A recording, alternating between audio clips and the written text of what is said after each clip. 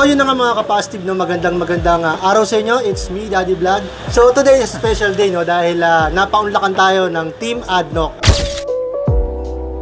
Kasama ko si Sir Joey at si Sir Jun. Sir Joey, ano nga ba ang ADNOC oil? Una-una, marami na tayong mga engine oil na naglabasan sa market ngayon. Dapat pag bibili tayo ng engine oil, dapat tinitingnan din natin kung saan ang galing yung engine oil na binibili natin. Si ADNOC Voyager, ang ibig sabihin niyan, ADNOC, Abu Dhabi National Oil Company. Ang ADNOC ay gawang UAE. At UAE mismo ang nagmamayari sa kanya. 1971 pa yan. Maraming mga kumpanya ng langis na dito kumukuha ng kanilang mga supply. So yun mga kapasitive, no? Ang ADNOC Voyager pala is galing sa UAE, straight from Abu Dhabi. Sir Jun, napansin ko maraming variant ang ADNOC oil. Sa totoo lang, kumpara sa mga ibang brands, 5 klaseng variants yung pinarating dito sa Pilipinas. Lahat yan, synthetic base. 2 doon ay pang scooter.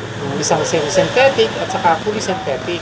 Yung 3 brands, yun ay recommended para sa business model, like mga tricycles. Yung isa naman na MTX4N, recommended yan para sa mga 2-cylinder engine.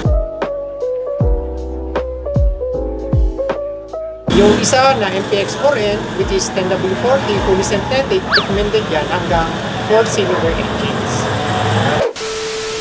Meron tayong ginaganap na campaign service ngayon. Ang servicing campaign na ginagawa namin ay depende sa mga distributor na nagre-request. It's either mahina pa yung mga dealer nila o maganda yung benta.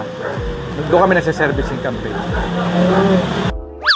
So yun mga kapasitive, no? In case interesado kayo sa ADNOC Voyager, pwede nyong i-PM yung kanilang page. Yung mga buyers o kaya mga reseller na interested sa ADNOC, pwede lang po kayong pumunta sa aming FB page. Open pa po ang distributorship sa amin, especially yung mga areas ng Visayas saka yung Mindanao.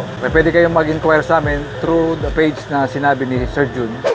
Maraming salamat sa pagpapaunlak, Sir Joey at Sir Jun. Maraming salamat din, Daddy Vlog.